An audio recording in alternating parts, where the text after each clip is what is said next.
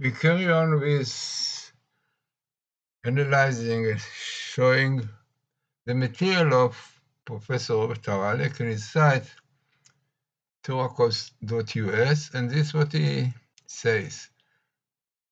Rabbi Glazerson views Torah code as one of the methods of Torah interpretation in the same category as Gematria. He interprets tables from a Torah point of view, finding the table reinforce the teaching of traditional Judaism. Rabbi Glazerson develops Torah code tables, always a context.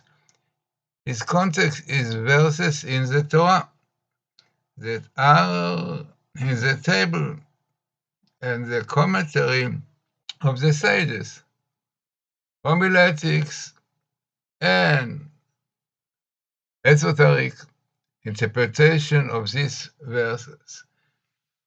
Therefore, Rabbi Glazerson brings out additional key verses related to the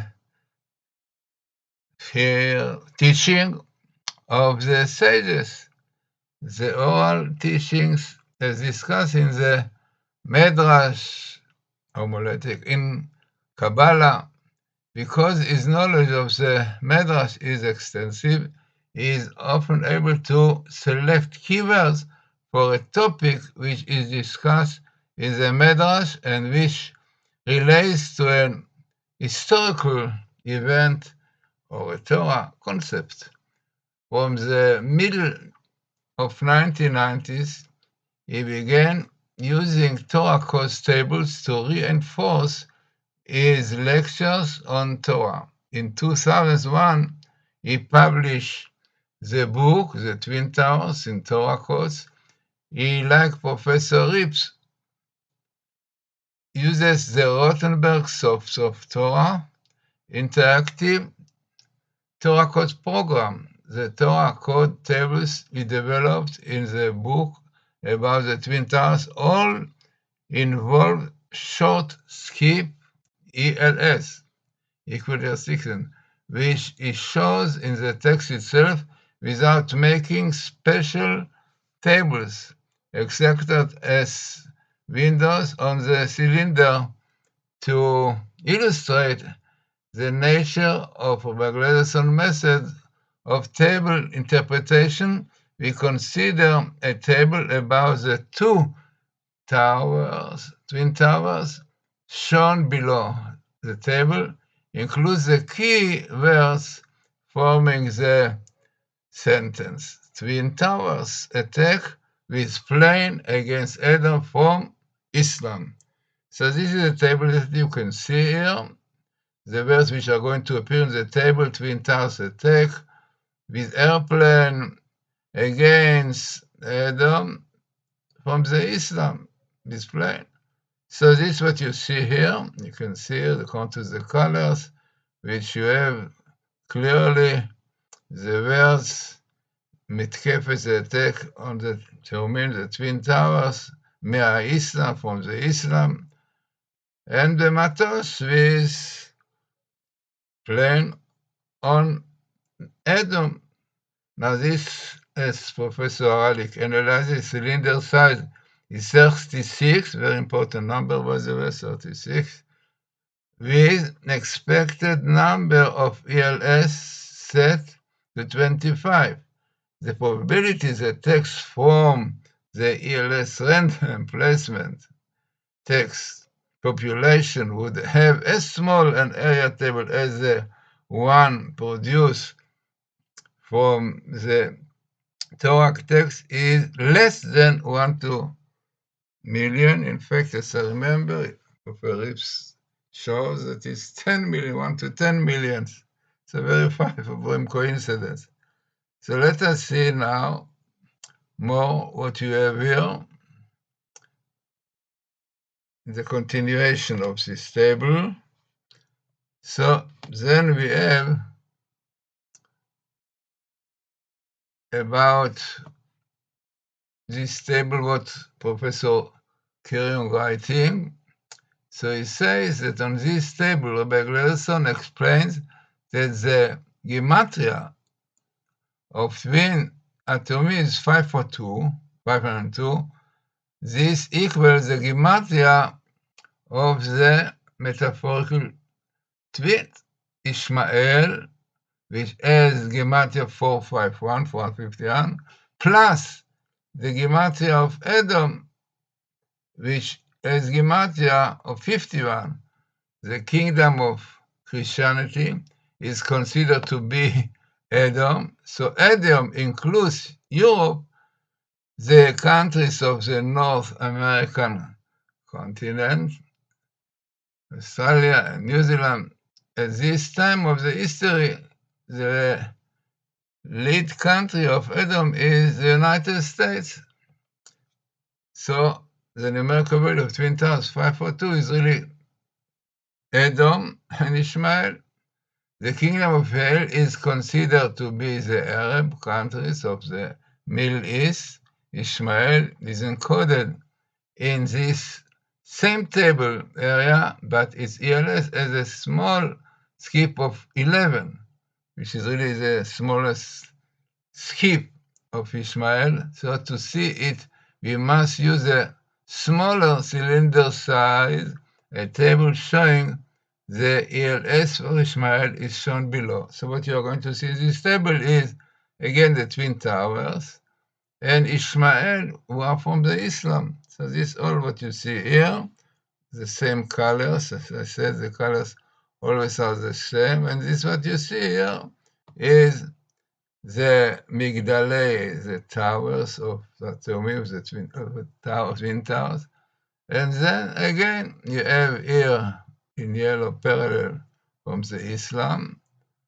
And then you have Ishmael, okay, definitely is less than a million, but still is a lot, 20 to 10,000, which is 2 to 10,000, because the table is really confined.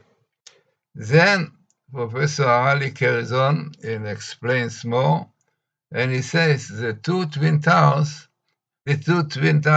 table shown above occur in the text spanning numbers, change 19, it is in the book of Numbers, yes, which is Bamidbar, chapter 19, verse 11, through Numbers chapter 20, verse 14. The text material of Numbers chapter 20 begins with the death of Miriam, and the Medrash explains that there was a well called Miriam's well, as the Jews wandered through the wilderness, lacking ample water, would have been fatal in this narrative of Miriam. God provided a moving well of water, one which followed the people throughout their wandering until the moment of her death. When Miriam died, so did that well. Thus there was no more water. And this is why the Israelis complained about the lack of water after Miriam's death. So really what happened afterward, after Miriam's death? So the Torah tells us what happened.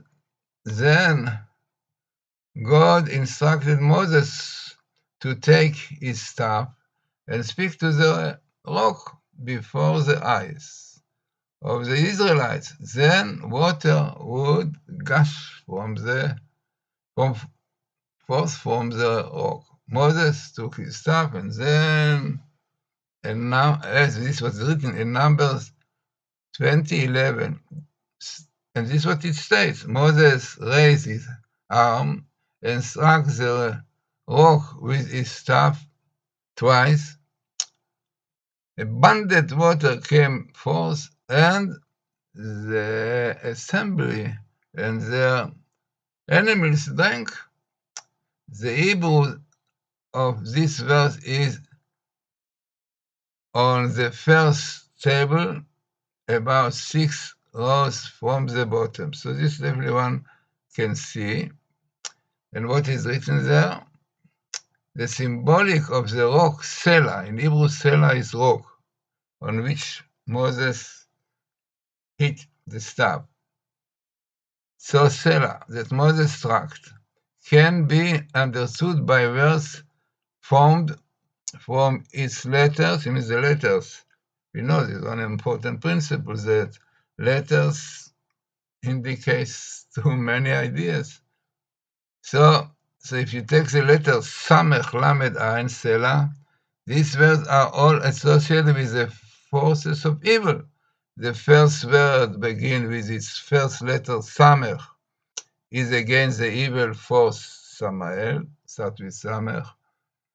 Samael is a heavenly minister of the biblical character Esau, angel of Ishmael, of Edom, the principal characteristic of people who have internalized some spiritual similarity to Samael is haughtiness, pride. The second word begins with its second letter, Lamed, Masela, Lamed. Lamed indicates Lilith. Lilith is the wife of Samael. The biblical character associated with Lilith is Hagar, the mother of Ishmael. The principal characteristic of people who have internalized some spiritual similarity to Lilith is desire, lust. This is why the Arabs have a lot of wives, in the service of lust. Hence, the connection of Lilith, Ishmael, the third word, begin with its third letter, Ain. Ain rhymes in Hebrew, or, like covering, skin. In Italian, skin represent the covering, the shell, Kabbalistically, the klipa, which is the shell, the cover that joins the two of their both together. Some say it is Ain Amalekite, because Amalek also represents two forces. The word Amalek is contains of Ain Mem and Lamed Kuf, representing the evil force of pride and the evil force of lust. Given this analysis, it should be no surprise that both Samael and Lilith appears as ELS in the same text area. The ELS of Samael has a skip of 16 and that of Lilith skip of 67. Notice that the ELS for Samael begins with the Samech of the rock, which is Sela, exactly the letter presented. These tables are shown below. So now you can see this table, which coming down here. So this is what you can see here, You can see here Twin Towers and Samael, this evil force, heavily managed of Amalek, Edom, and skin, the covering. Also in Hebrew, Iver is blind, covering blinding, because this was evil force does. It's like evil is like veil, because it causes veil. Then you have Mia Islam, from the Islam, and you have the word Sela, rock, which is the abbreviation of Samaech, Lilith, or Amalek, and Or. Amazing. So all this you can see is this table coming down now. So this is what you can see here, right? This is what we saw at Teumim, the towers, and Samael comes here, and the letter Samael from the Sela, unbelievable. And then Mea Islam from the Islam.